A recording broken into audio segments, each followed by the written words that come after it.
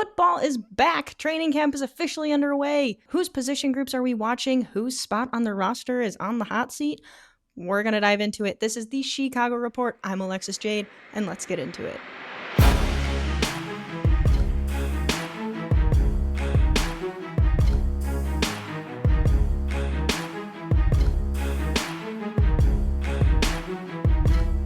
Welcome to the Shecago Report, where every week we do a ranking on players and position groups and see who on the roster or coaching staff is on the hot seat for the week. Now, training camp has just begun, so it's going to be a little bit too soon to rank where everybody is at. I think the first day of practice is literally today, as I'm filming this right now.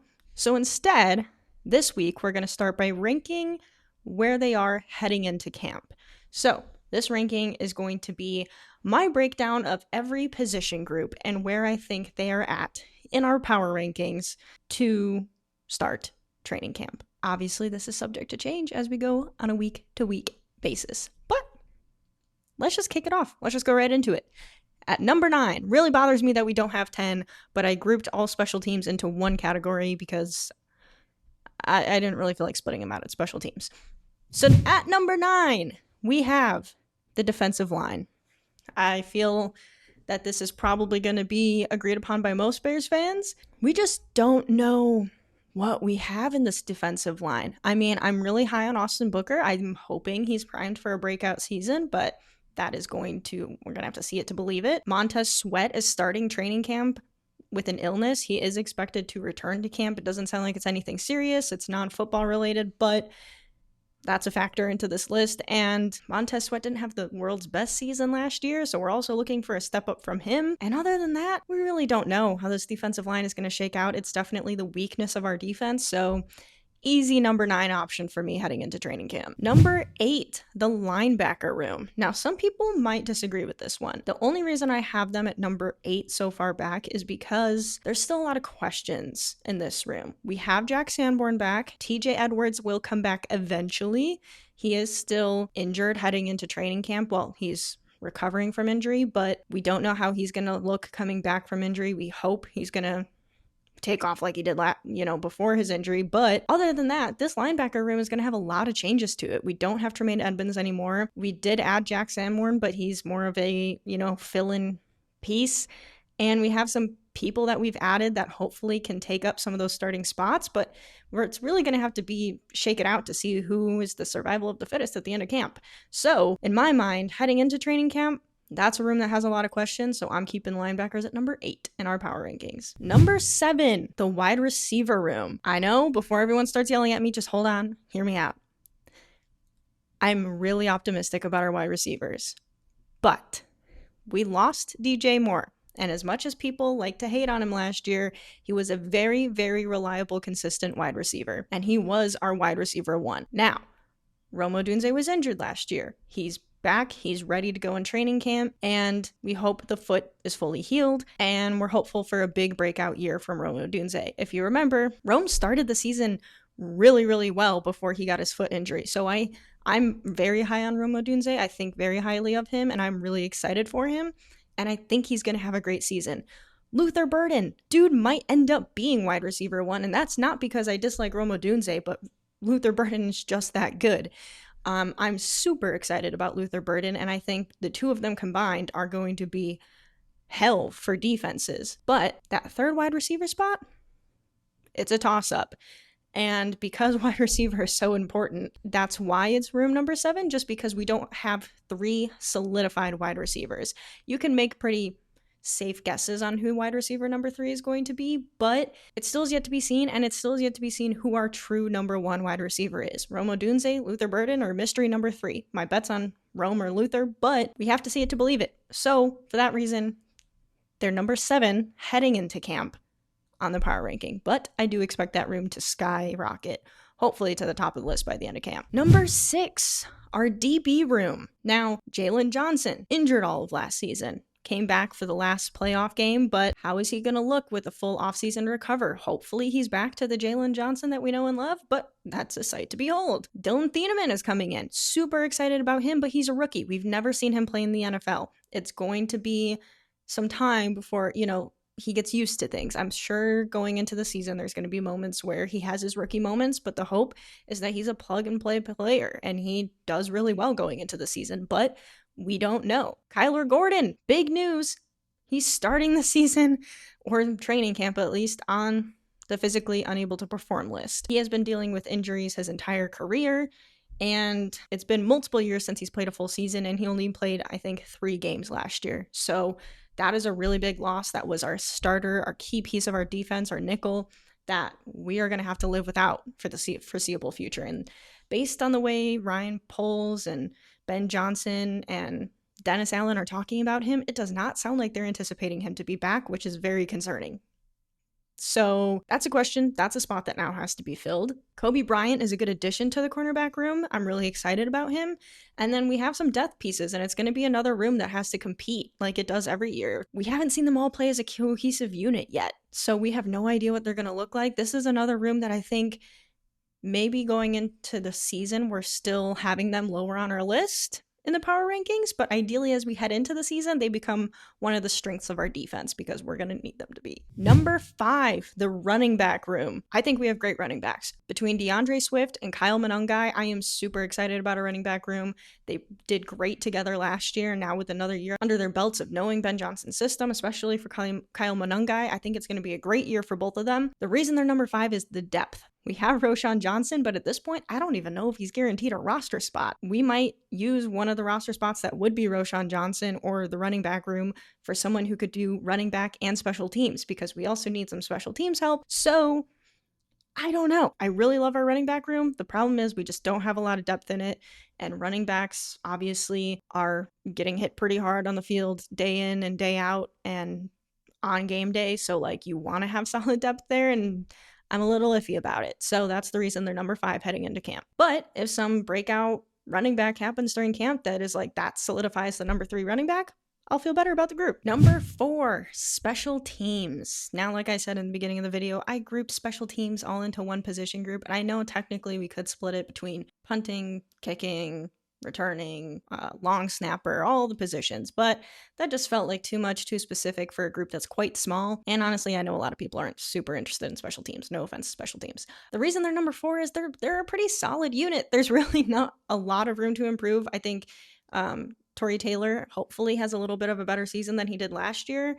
A lot of good things were expected from him when we drafted him as high as we did, and I don't know if it's really turned out that way. He hasn't been bad, but he hasn't been an all-star punter. So the hope is that we see a little bit more of those moments this year. Cairo Santos is Cairo Santos. He's pretty solid. He's a good kicker. I don't really have that many concerns about him. And really the only question in our special teams is maybe punt returner, but I do think we have options at punt returner. It's just who do we want to play there? But I'm overall not super concerned that we don't have a consistent punt returner, because I think we do have options on our offense, especially if we're talking about some of the people we added through the draft. I mean, we have options. We have some speedy gadget people we could put back there. It's just a matter of who the coaching staff wants that to be. There was a book. But really the only question is long snapper. There's going to be a long snapper battle this year in camp, and so those people who are really into special teams might be really into that. But otherwise, they're a pretty solid unit, sitting at number 4. Number 3, the QB room. I know a lot of Bears fans are going to want this to be number 1, and so do I, but we're not there yet. Caleb Williams, obvious. Great quarterback. The goal is for him.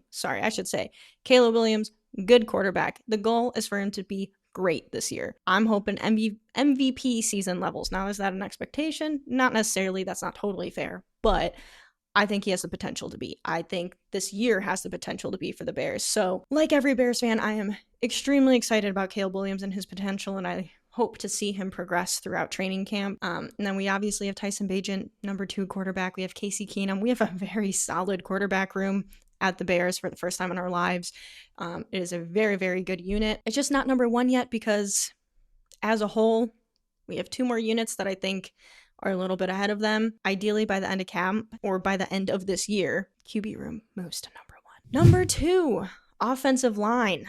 Now, Honestly, you could argue that offensive line should be number 3 and QB room should be number 2. The reason I have offensive line at number 2 is just because heading into camp, I do think it's a pretty solidified unit. And I know we have questions at left tackle, but even at left tackle, Braxton Jones, if he ends up starting because of Ozzie Trapillo's injury, Braxton Jones has been a left tackle on the team for multiple years. We've seen him play. We know what he's capable of. He's not the world's worst left tackle. Would you want an upgrade?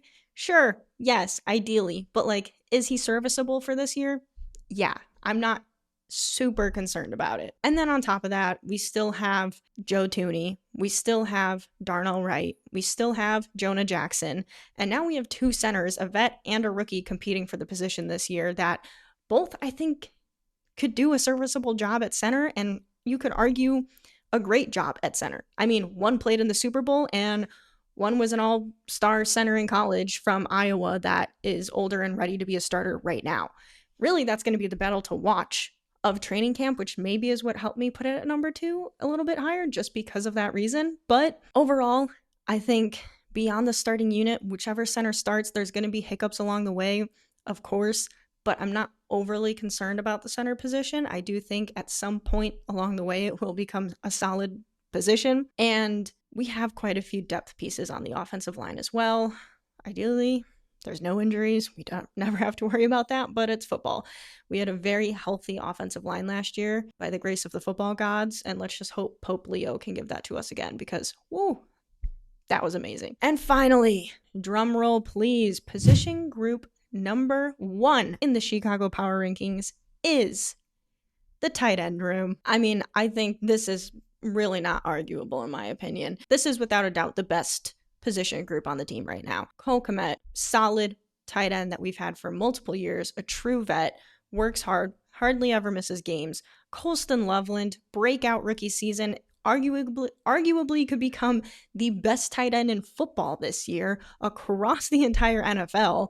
And then you have Sam Roush, who we just drafted this year, that already is this huge, strong, smart player from Stanford that fits right into Ben Johnson's scheme. And then we also have people that we got undrafted, some people that we have coming onto the roster from last year that fill out that tight end room that really there is no weakness in this room. I mean, this room just allows the Bears to have so many opportunities on offense. You can use tight ends for blocking. You can use them for play action, motions, passing, mismatches, everything. I mean, the ways that they are going to be able to help Ben Johnson's scheme and this offense and Caleb Williams and the offensive line is just, it can't be overstated how valuable their position group is. And that position group being the strength of this team right now, I'm okay with it. And it makes me even more comfortable with our offensive line, knowing that we have some of these blocking tight ends also able to chip in and help with that, running more 13th personnel. I just think the sky's the limit for this offense because of this tight end room. And you combine that with our wide receivers and our running backs and our quarterback and our head coach / play caller, I think we're sitting all right. And that, everybody, is our power rankings of the Chicago Bears position groups heading into training camp. I'm really excited to see how this changes throughout training camp. And really, I think most of the shifting is going to happen throughout the regular season, but you never know. And we will continue doing this through the regular season as well, just as an FYI. Once training camp begins officially, it has officially started today, but because it's day 1, there's really not much for me to go off of. But going forward next week and then from then on into the season, we're going to be ranking the top 3 players of the week on the Bears. So similar to hockey, to you hockey fans out there, we'll be doing the 3 stars of the week, 3 stars of the game, similar vibes. We're going to be saying the top 3 players of the week throughout training camp and then see how that leads into the regular season. And then throughout the season, who is our top 3 players of each game? It'll be fun to tell. It'll be fun to see if it coincides with how things looked in training camp. And hopefully we see Caleb Williams on there quite a lot. Now, speaking of training camp, I will be posting here weekly, of course, these power rankings, this list. And also I heard that my Aunt Pat Janudis is doing the news, Bears news. I don't know. Apparently that's happening. And if you find her, let me know, or tune into the channel. Let me know how that goes. But apparently it's going to be posted weekly. So hopefully she doesn't embarrass me too much. And then, of course, during training camp, Follow me on TikTok because that's where I will be posting like more daily updates about Bears training camp and how it's going, just short little videos. But if you're into that, follow me on TikTok so you don't miss it. And potentially might be doing lives there too. Who knows? And finally, for this week, who is on the hot seat? I feel like this one's pretty easy this week. It has to be nickel Kyler Gordon. I know you can't fully control injury. I do think to some extent it depends how you're training and taking care of yourself, of course. But you can't be mad at someone per se for being injured. However, this is a reoccurring issue, and now he is starting the season on the PUP list, which is just not ideal.